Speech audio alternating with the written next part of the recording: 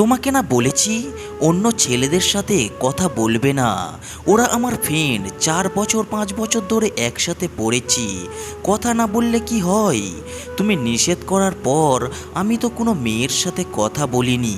তুমি তোমার মেয়ে বন্ধুদের সাথে কথা বলো, কোনো সমস্যা নেই, কিন্তু ছেলে বন্ধুদের সাথে কোনো কথা বলবে না, এটা আমি মোটেও পছন্দ করি না। তোমার পছন্দ অপছন্দে আমার কিছু যায় আসে না। তুমি ছাড়াও আমার পার্সোনাল লাইফ আছে, যা আমি এড়িয়ে চলতে পারবো না। কি বলছো? আমি ছাড়া তোমার অন্য কোনো পার্সোনাল লাইফ আছে? আমি তোমার স্বামী। আমার কি তোমাকে কিছু বলার অধিকার নেই? নিষেধ করারও অধিকার নেই? বেশি অধিকার ফলাতে এসো না। সরি, তোমাকে নিষেধ করা ভুল হয়েছে। আমাকে তুমি ক্ষমা করে দাও, ক্ষমা করে দিও আমায়। নিধির কথা শুনে আবির একটু কষ্ট পায়।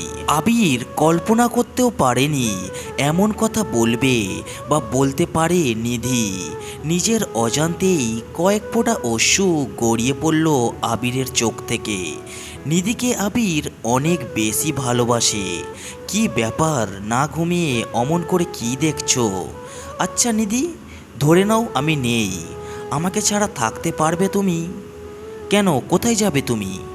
এমনি ধরে নাও, মানুষ এই আছে এই নেই, কখন যে কি হয় কেউ তো আর বলতে পারে না। আমায় ছাড়া একা তুমি থাকতে পারবে? এইসব কি বলছো তুমি? ঘুমাও তো আগে। আমার কথা কি মনে পড়বে? না একটুও মনে পড়বে না? আমি তোমার যোগ্য নই, তাই না?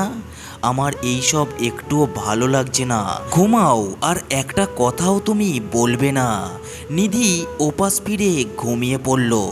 সকালবেলা চোখ খুলতেই নিধি দেখতে পেল আবির ওর দিকে চেয়ে আছে। আবিরের চোখ দুটো লাল, পরিষ্কার বোঝা যাচ্ছে রাতে সে ঘুমায়নি। কি ব্যাপার, সারা রাত ঘুমাওনি তুমি? ঘুমিয়েছি তো, একটু আগে উঠলাম। তুমি তো আমার আগে উঠেছো। আবির কখনোই নিধির সামনে মিথ্যা বলে না, সেটা যেই হোক। কিন্তু নিধি স্পষ্টই বুঝতে পারলো আবির মিথ্যা বলছে। আবির সারা রাত ঘুমায়নি। আবির প্রতিদিন বের হওয়ার সময় নিধির কপালে চুমু খেয়ে বের হতো। আজ দুবার চুমু খেলো। অন্যদিন হাসি খুশি যায়, আজ চুপচাপ চোখে পানি ছলছল করছে। যাই বাবু কয়েক পা এগিয়ে গিয়ে আবার ফিরে আসলো। কি হলো, কিছু ফেলে গেছো? না।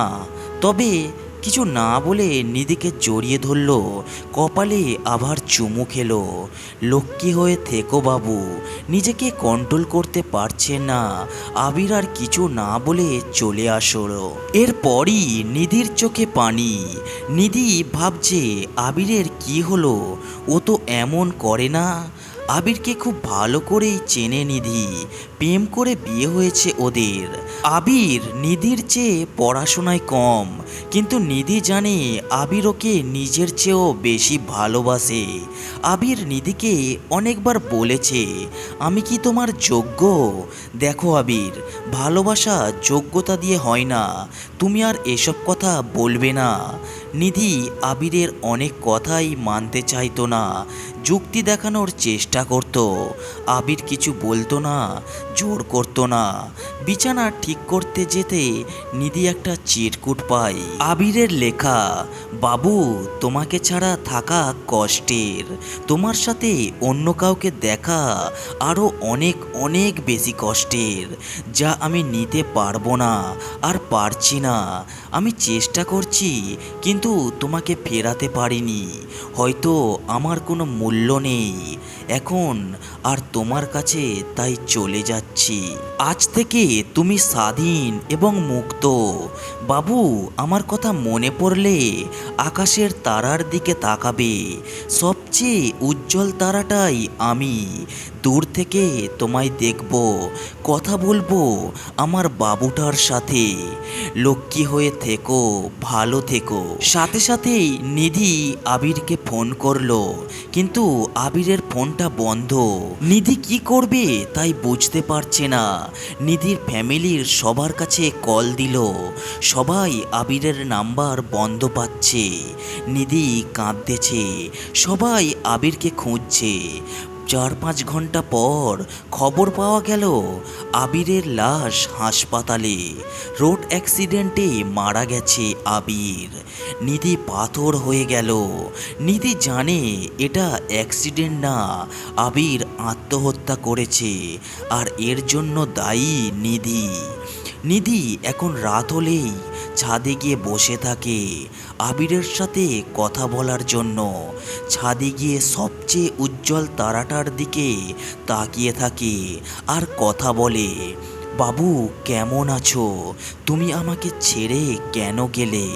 বাবু আমি এখন কার সাথে কথা বলি না, শুধু তোমার সাথে বলি। আমি শুধু তোমার বাবু। আমি তোমাকে অনেক কষ্ট দিয়েছি বাবু, তাই না? আমি খুব পচা। কি বললে? আমার বাবুটা পচা না? তাহলে আমাকে একা রেখে কেন চলে গেলে তুমি? এইভাবেই প্রতিদিন নিধি কথা বলে আবিরের সাথে। নিধিকে ডাক্তার দেখানো হয়। আস্তে আস্তে নিধি কিছুটা স্বাভাবিক হয়। নিধি বিকাল হলেই ছাদে গিয়ে বসে থাকে আবিরের অপেক্ষায়। তাই এই গল্পের শেষে একটা কথাই বলবো, ভালোবাসা থাকলে তাকে সযত্নে মূল্য দিয়ে রেখে দিন। একবার হারিয়ে গেলে আর কিন্তু তাকে সারা জীবনের জন্য ফিরে পাবে না। গল্পটি কেমন লাগলো অবশ্যই কমেন্ট করে জানিয়ে যাবেন।